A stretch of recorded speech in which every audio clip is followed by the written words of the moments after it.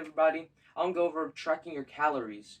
Well, this topic was in the fitness community so many times. The reason why we suggest tracking your calories, you can have feedback, you can have data of how many calories you should be consuming throughout the day to lose weight, gain weight, or maintain your weight.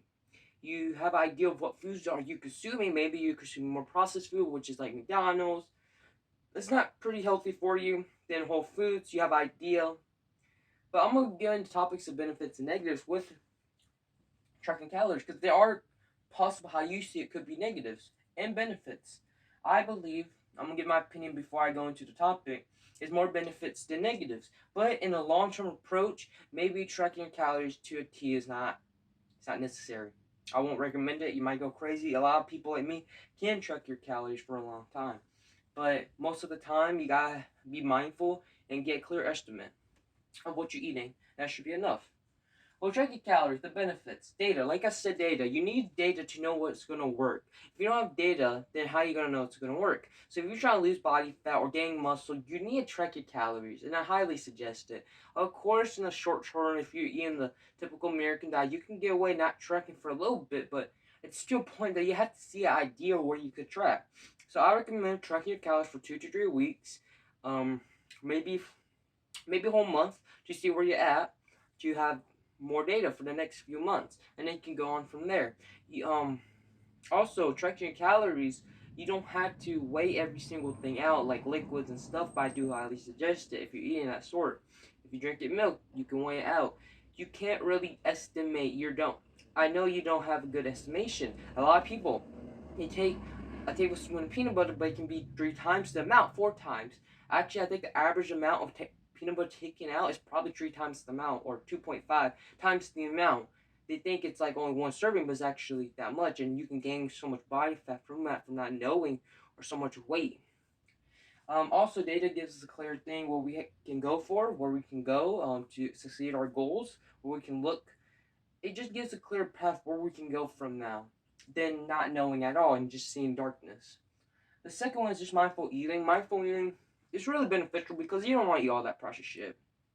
I have to be honest, a lot of people say yes right now because that process is really making their brain just saying they want more and more of it. It's meant to make you hungry for it, and it's meant to cause cravings, and meant to mess up your whole system. Just because we like money, and that's how the world runs, and people would do anything for money. So of course you will be more mindful if you've been tracking. So let's say in the morning you have cereal and milk, but in lunch you have salad. Maybe you shouldn't have the cereal and milk for breakfast. It's just sugar and carbs, no protein. So maybe you should switch it out for like a bagel with eggs and, cream, not cream cheese, but some healthier option with potatoes on the side. And then, for lunch you had a healthier salad. Maybe you had tuna in it. So you have an idea how much you eat, how much weight you eat. Then not having an idea also. And this can also help with weight loss too. The third option is creating more responsibility. Of course, a lot of people doesn't want the responsibility. They're gonna be like, "Oh, I work. Oh, I have construction, all this other stuff." But you gotta understand, sometimes if you want results, you have to suffer a little bit. There's no such thing as having success without suffering. It's really not. You have to suffer one form or the other, and this does create responsibility. This is sometimes a job, especially if you're a fitness YouTuber that needs to be lean always and all that. It is a job, and that's perfectly fine if you love it. But it gets to a certain point that you have to balance responsibility with freedom, and this goes with the negatives. Not being human. I'm gonna go from the bottom and go from the top, but not being human. Pretty much, if you consistently track, that's not terrible, and but if you get to a certain point, even for me, I was on my phone 24/7. Like, I don't want to eat this, I don't want to eat that because I don't know this meal calories. I don't know how much calories is in this buffet. Um, I I heavily believe that food labels lie, which they do, but I heavily believe that. So I didn't eat, barely eat any stuff like that without calculating each gram. It got to pretty excessive, and I was just mentally not unstable. That's a big word, but mentally just needed a break off of that. So over time, I developed mindful eating, and because tracking got me an idea of how much I should eat, so I just kind of know what is that range. And for the high calorie dense items like eggs or peanut butter or something like that, maybe I would measure it out, or just make a little amount and not overdo it. And that's just helped me develop this sense of eating called mindful or intuition eating. There's many things they're called.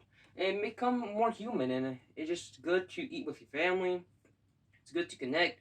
Food is everything in this world, so yeah, that's pretty much be more human. Time consuming. This, oh, well, seems like restricted, the same thing with not being human. It can be restricted for some people. It can seem restricted, which it can be, but you have to have that balance. You have to program it in your life somehow. You have to figure it out. Okay? Time consuming. This can be very time consuming, especially if you eat more whole food. That's the benefit because you fuel your body with more whole foods than eating fast food or processed food, but it can be time consuming of tracking each thing. It could be time consuming of cooking each thing, but it is going to play in the benefit of gaining muscle, losing body fat, and just becoming a healthy version of yourself. And that's awesome, but you have to think about the looks and stuff. You will have a better time knowing your baseline than someone that doesn't. You have a better time to seeing what foods you eat and what foods you can stop eating than someone who doesn't, and will look like you will have a better composition of your body if you're interested in that, or feel better or mentally sharper. Then you might do that thing that you didn't want to do when you were overweight. It's true. This was me before. I was 250 playing video games. You think I'm going to go outside for a walk? But instead, I fixed the foods I ate, and over time, I developed that habit. Of course, I was working out, and I suggest working out first to develop that habit of dieting or eating well, because eating is very harder and it's in our face 24/7 than working out.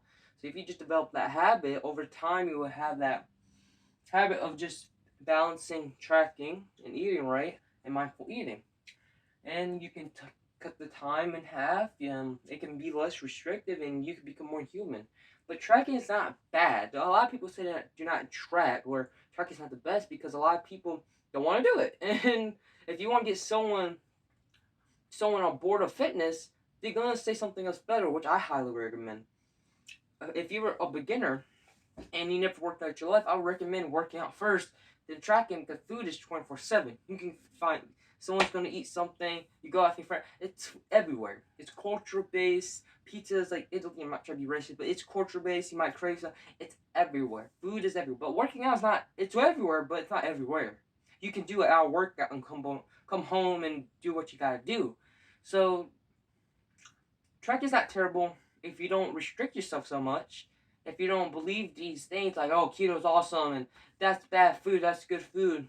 It is bad food, but and a lot of people, even like me, I have come across this. I used to say, oh, well, this is not bad or good food, and it's like fucking Oreos. Sorry for my language, but it's like Oreos, and that's bad food technically. It's not the best for you, but it's not bad if you don't overconsume it. You maybe shouldn't have it at all. That's the ideal sense, but obviously you want it because it's designed for you to want it and it tastes good. So you just have to find that balance in between, and that's the word that a lot of people also use, balance. I'm gonna get into it real quick. Meaning you have to figure out tips and tricks for yourself, and you will figure out if you take action to do those things. So instead of just doing your diet and tracking calories off the gate, maybe actually trying to lift some weights, get some mental fortitude, you know? And that's not me saying like you have to lift heavy and hard or anything, but going to the gym is building up your mental fortitude. And then maybe you come across um, how to calculate water or something. You get a hydro flask. You organizing yourself slowly. You making a routine. Okay, I'm gonna work out 3 times a day instead of 2. I've been a month. I've been enjoying this. So I'm gonna work out 4 times a day instead of 2. So over time, working out can benefit you in the long term of building that mental fortitude. And tracking calories doesn't seem tough because you already did the hard things. You did the hard things, and developing that sense. So you guys have to figure it out yourself. I can't tell you. But what I can help you is make your life easier is track your calories for you, but not do the job for you. I want to help people to track their calories, to get leaner, to lose body fat, or to build muscle. You need a guide. If you need a guide to help you to get into the steps and help you in this long-term journey, you can go in my description below and we can have a free consultation. And we can talk about this privately in my DMs, comments, phone number, email, and we can discuss how we can go on to succeed your goals. But this can't be a tough journey, but I will help you and will guide you. Well, thank you guys so much. If you If this video was helpful, please like and subscribe. Share this to a friend if this was beneficial and they might need some help. Have a nice one.